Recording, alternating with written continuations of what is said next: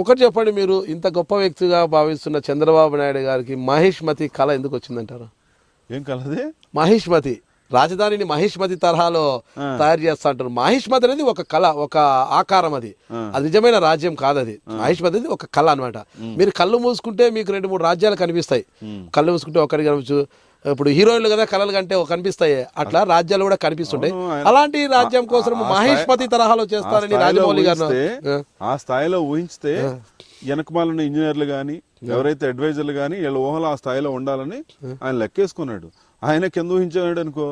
అంత గొప్ప వ్యక్తి అయినప్పుడు చంద్రబాబు నాయుడు ఇప్పుడు మహిష్మతి తరహా రాజధాని నిర్మించాలంటే రాజమౌళి గారు నాకు ఏడాది పాటు తీరికలేదు, ఏడాది పాటు నేను బాహుబలి సినిమాలో చాలా బిజీగా ఉంటున్నాను, కాదంటే కూడా అతన్ని ఫాలో కావండి అనేసి ఇంజనీర్లకు చెప్పారు. మీరు ఎన్ని చెప్పినా కృష్ణా గోదావరి పుష్కరాలు కూడా సేమ్ రాజమోహన్ గారి తరహాలోనే. చంద్రబాబు నాయుడు గారు క్యాపిటల్ సిటీ మీద, పోలవరం మీద ఆయనకి మీరు నేనేం చెప్పక్కర్లా. ఆయన ఇవాళ నిన్న రాజకీయాల్లోకి వచ్చిన వ్యక్తి కాదు. ఆయన అన్ని కూడా ఇంజనీర్లకు కూడా ఆయనే సలహాలు చెప్తున్నాడు. మేము వింటున్నాం, చూస్తున్నాం కూడా. చంద్రబాబు నాయుడు గారు లాంటి వ్యక్తుల దగ్గర పనిచేయటం మా పూర్వజనం సుకృతం ఒక రకంగా చెప్పాలంటే.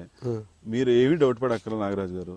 మీ మీడియా ద్వారా అవతల వాళ్ళకి కూడా చెప్పండి, వాళ్ళు కూడా ఏమీ అంత హోప్స్ పెట్టుకోవద్దు. వీళ్ళేమి ఈ రెండు చేయలేరు, మనం గెలుద్దామన్న పిచ్చలో ఉన్నారేమో వాళ్ళు. హోప్స్ ఎక్కువ పెట్టుకోవద్దానండి. డెఫినెట్ గా చంద్రబాబు నాయుడు గారు మళ్ళీ గెలుస్తాడు, మళ్ళీ గెలుస్తాడు.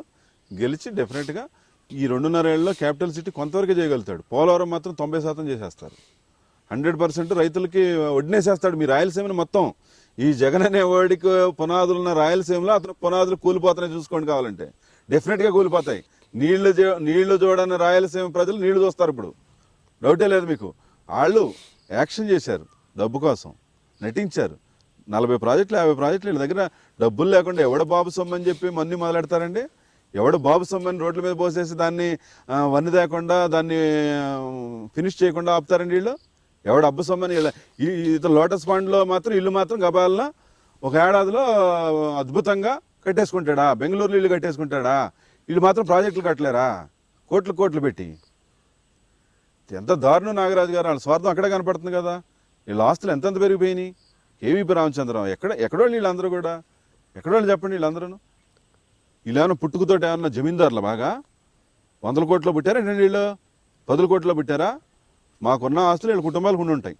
మేము 30 ఏళ్ళ రాజకీయాల్లో మా ఆస్తులు ఇక్కడే ఉన్నాయి. ఈ పామాయిల్ తోటలోనే ఉన్నాం. అర్థమైందా? తోట మీది కాదంటున్నారు కదా. అదే ఇది కాకపోతే నాకు ఇంకో పామాయిల్ తోట ఉంది, అక్కడ తీసుకెళ్తా ఏముంది. నాకు మా తండ్రి దగ్గర నుంచి వచ్చింది. ఆ తండ్రికి వాళ్ళ తండ్రి దగ్గర నుంచి వచ్చింది.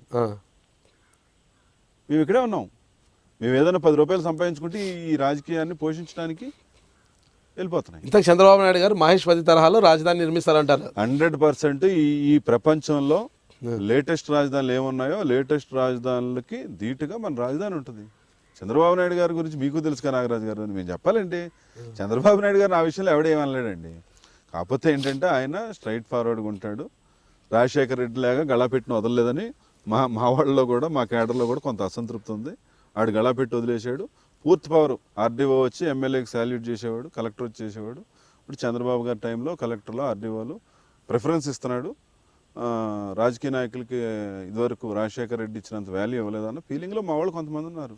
నేను మీ ముళ్ళపూడి బాపిరాజుని, పశ్చిమ గోదావరి జిల్లా పరిషత్ చైర్మన్. మీరు చూస్తున్నారు ఐ డ్రీమ్ న్యూస్.